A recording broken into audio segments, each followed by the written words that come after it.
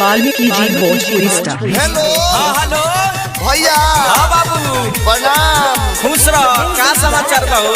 दूगो न्यूज बावे, एगो बैड न्यूज बा, एगो गुड न्यूज बा। कौन सुनाई? पहले गुड न्यूज सुनावा बाबू।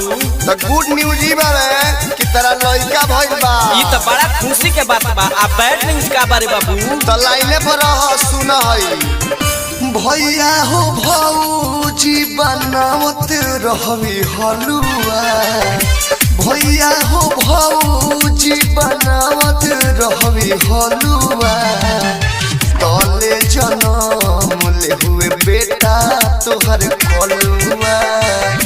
तले जनम ले हुए बेटा तोहर कलुआ।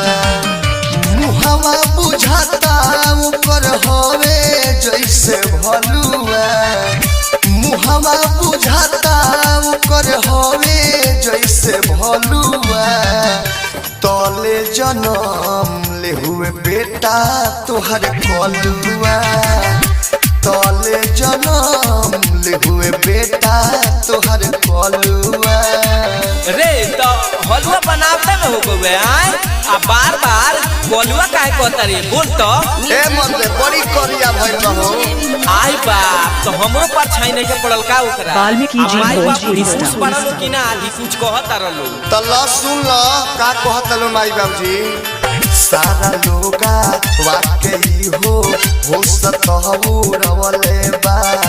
जब से कर जन्म भइल बा सभे मुंह फुलवले बा। इतना खराब हो गेल बा हमर लइका। हाँ हाँ सारा लोगा वाकई हो सतहु रवले बा। जब से कर भइल बा जन्म सभे मुंह फुलवले बा। सोचनी सन गोर हुई जैसे होला यलुआ। सोचनी सन गोर हुई जैसे होला यलुआ। तले जनम ले हुए बेटा तोहर कलुआ।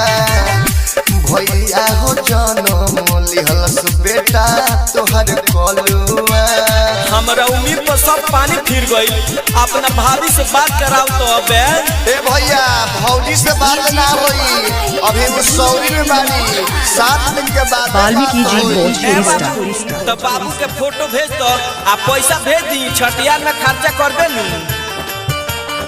जिला जवार में तहरा लइका के भइल बा बहुते चारा चा।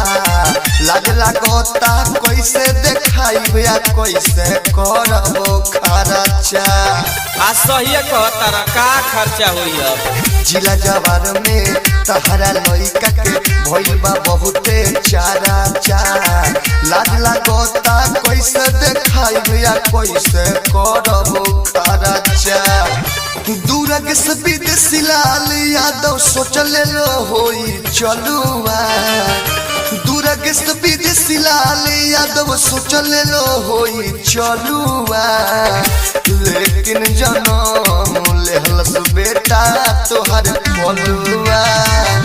लेकिन जनम लेहलस बेटा तोहर कलुआ। वाल्मीकि जी भोजपुरी स्टार।